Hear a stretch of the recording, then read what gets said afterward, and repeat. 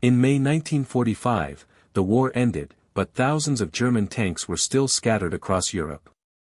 Panthers, Tigers, and Panzer IVs sat abandoned on roads, in forests, and outside ruined factories. The Allies now faced a practical question: what would happen to Hitler's armored fleet? When Germany surrendered on May 8, 1945, its armored force was a shadow of what it had been earlier in the war. Months of fuel shortages, factory bombing, and constant retreat had left hundreds of vehicles scattered across the country. In the Ruhr, in Bavaria, and around Berlin, Allied soldiers found Panthers and Panzer IVs abandoned, often with empty fuel tanks or missing parts taken to keep other vehicles running. Many tanks had been immobilized deliberately as German crews destroyed engines or gearboxes before surrender. Allied forces quickly secured the tanks left behind. In the American zone, U.S. technical intelligence teams catalogued vehicles at sites such as Oberursel and Geldorf. British Riem units did the same at Hillersleben and Senneliger, while Soviet trophy brigades recovered armor across Silesia and into Berlin. The condition of Germany's surviving tanks varied. Some were almost intact but mechanically unreliable from worn components. Others had been stripped of radios, optics, or engines, leaving only shells.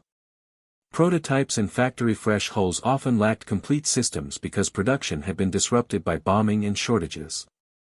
Operational records found in workshops helped Allied teams trace wartime deployment, although many documents had been burned in the final weeks. By the summer of 1945, most of Germany's armored fleet sat in Allied-controlled yards, awaiting decisions on whether they would be studied, transferred, or destroyed. As the Allies organized occupation zones in mid-1945, attention shifted from collection to technical evaluation. The United States and Britain wanted to understand how German tanks were designed, why they performed well in combat, and where their weaknesses lay. This meant shipping selected vehicles overseas or testing them at proving grounds across Europe. For the United States, the center of this effort became Aberdeen Proving Ground in Maryland. Beginning in late 1945, the U.S. Army shipped examples of the Panther, Tiger I, Tiger II, Jagdpanther, and several assault guns to the facility. Engineers conducted gunnery tests, mechanical trials, and armor penetration studies. Results highlighted a clear pattern: excellent firepower and optics, but chronic failures in final drives and gearboxes. The British carried out similar studies, though most testing occurred inside Germany.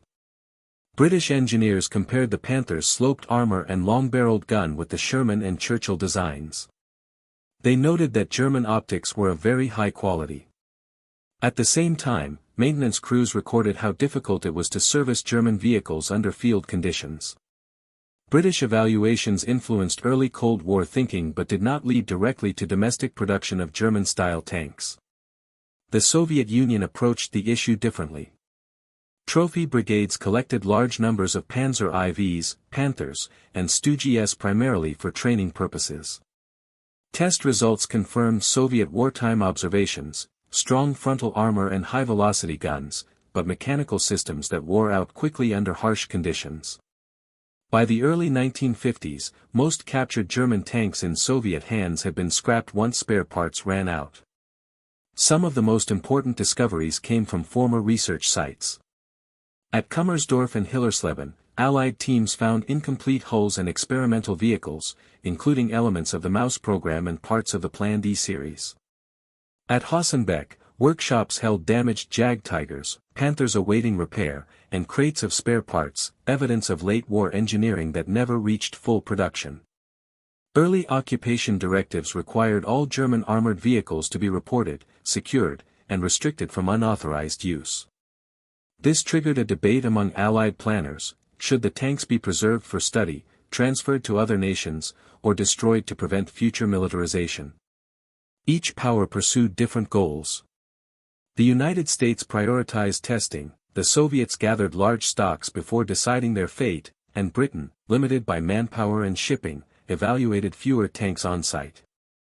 Across all Allied reports, conclusions were similar: German tanks paired advanced optics and powerful guns with maintenance-heavy designs.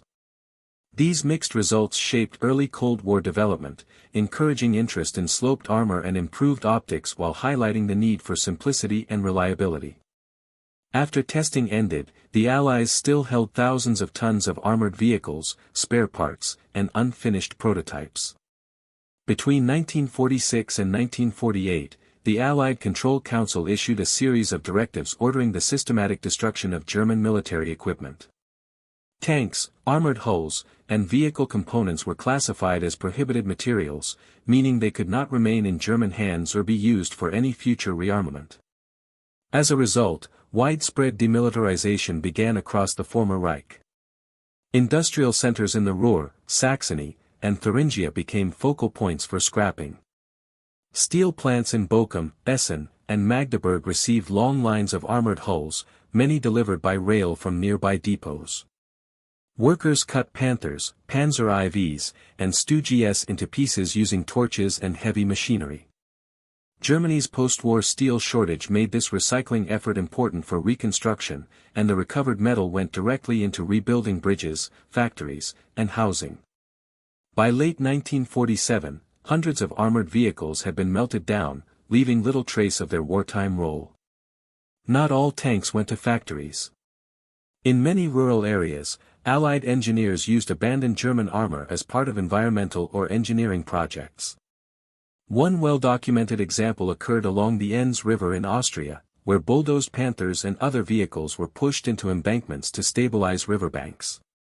Similar practices occurred in quarry sites across Central Europe, where tanks served as fill for landslide-prone areas.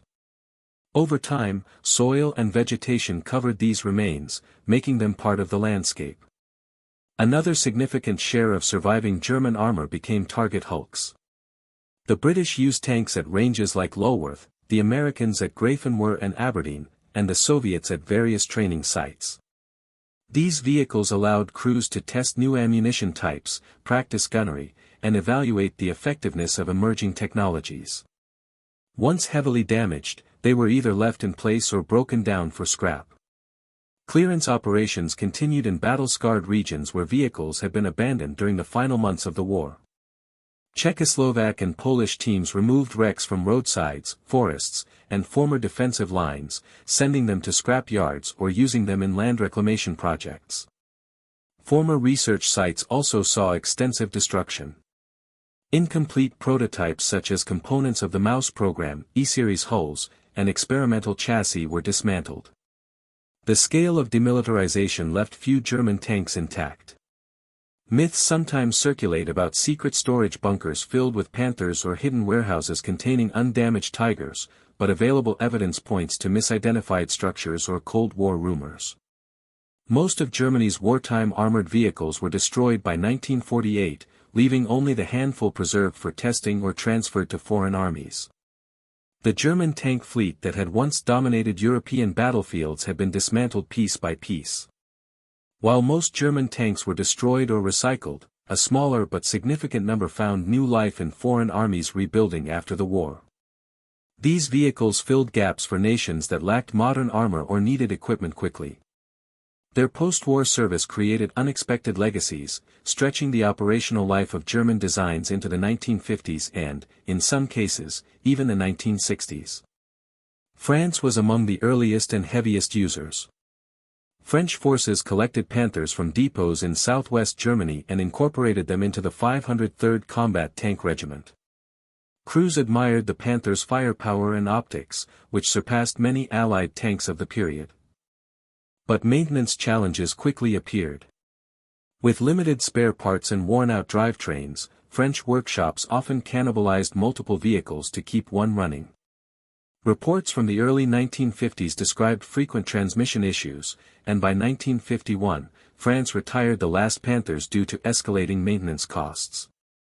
Even so, these tanks influenced French armored doctrine at a time when the country was re-establishing its military capabilities. Czechoslovakia played a unique role because it had been a major manufacturing center for German armor during the war. After 1945, Czechoslovak factories continued building the Hetzer G13, based on the Panzer 38T chassis. Many of these were sold to Switzerland, which operated them well into the Cold War. The combination of simple mechanics and reliable engines made the Hetzer suitable for nations seeking cost-effective tank destroyers. Czechoslovakia also used leftover Panzer IVs and Stu-GS before gradually replacing them with Soviet designs. In Eastern Europe, countries such as Romania, Bulgaria, and Yugoslavia received German vehicles either from wartime captures or Allied redistribution. Romania operated several Panzer IVs for training, while Bulgaria integrated a mix of Panzer IVs and Stu-GS into its early post-war armored units. By the mid-1950s, most Eastern European users had shifted fully to Soviet-supplied T-34s and newer armored vehicles.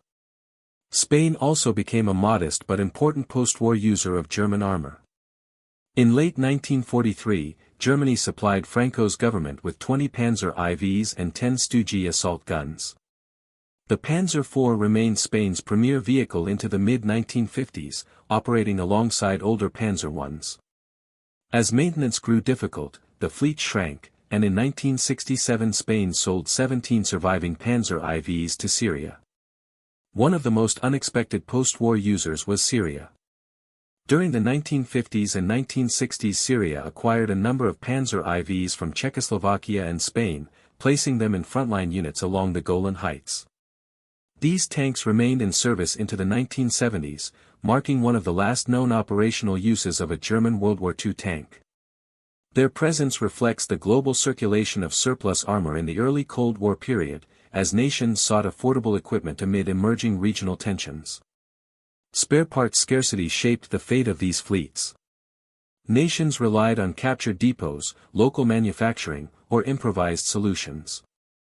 Mechanics often fabricated components or combined parts from multiple vehicles, while missing manuals made training difficult. Even so, the tanks influenced early Cold War doctrine. By the mid-1950s, most countries had retired their German vehicles. Larger armies moved toward standardized equipment supplied through the United States or the Soviet Union. Meanwhile, surviving Panthers, Tigers, and Panzer IVs entered museum collections or became monuments. Institutions such as the Tank Museum at Bovington, the Musée de Blindes in Saumur, and the Kubinka Tank Museum near Moscow preserved key examples, ensuring that these vehicles did not vanish entirely. If you found this video insightful, watch what happened to German U-boats after WW2. Next, a deep look at how the U-boat fleet was captured, studied, and scattered across the world in the aftermath of the war. Like this video, subscribe, and hit the bell for more history inside. Thanks for watching.